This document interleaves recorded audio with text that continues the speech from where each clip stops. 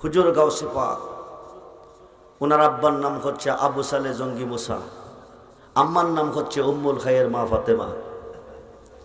আব্বা আবু সালে জঙ্গি মুসা সাগর দিয়ে নদী দিয়ে একটা ফল ভেসে যাচ্ছে, ফলটা ওনার নজরে পড়ে গেছে। উনি ফলটা হাতে নিয়ে খেয়ে ফেললেন। খেয়ে ফেলে চিন্তা করে কার বাগানের ফল খেয়েছি। সুবহানাল্লাহ বলে।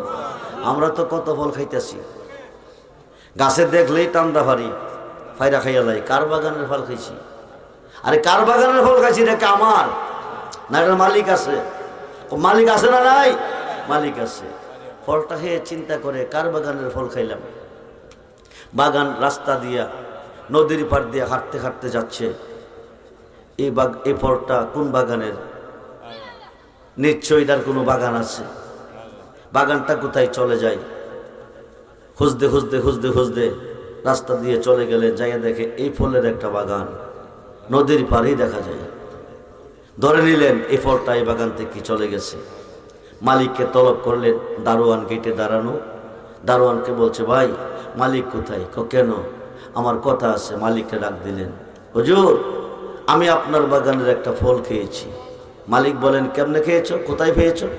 নদী দিয়ে ভাসতে ভাসতে যায় যে গিয়েছিল, আমার নজরে পড়লো, আমি উঠিয়ে ফলটা খেয়ে ফেলছি। পরে চিন্তা করি কার বাগানের ফল খাইছি।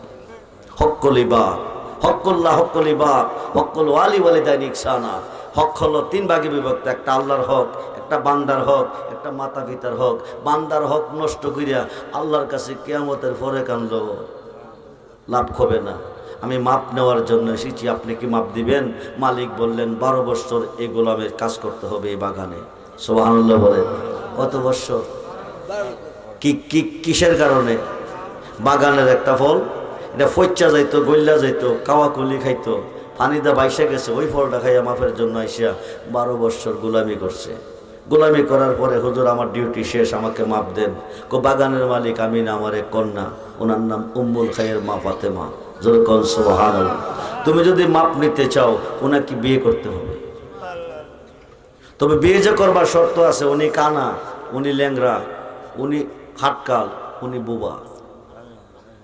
আবু সালে জঙ্গি মুসা হুজুর চিন্তা করে ফলের তো মাপ নিতে হবে। কানা ল্যাংরা আতর কইলা বিয়া করবো। বিয়া করতে রাজি, বিয়া করলেন। বাসর ঘর সাজাইয়া বাসর ঘরে গেলেন।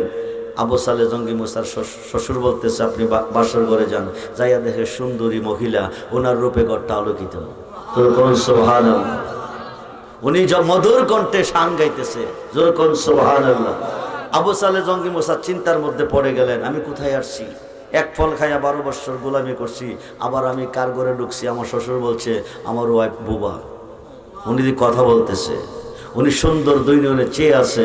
উনি ল্যাংরাও না, উনি হাটটাও না, উনি কথা কইলে কথা শুনে। উনি জঙ্গলের কিনারে গিয়ে কাঁদতেছে। আবু সালে জঙ্গি মুসা হুজুরের শ্বশুর চাইয়া দেখে ঘরের মধ্যে বাসর ঘর, মেয়ে আছে, জামাই নাই। জামাই গেল কই?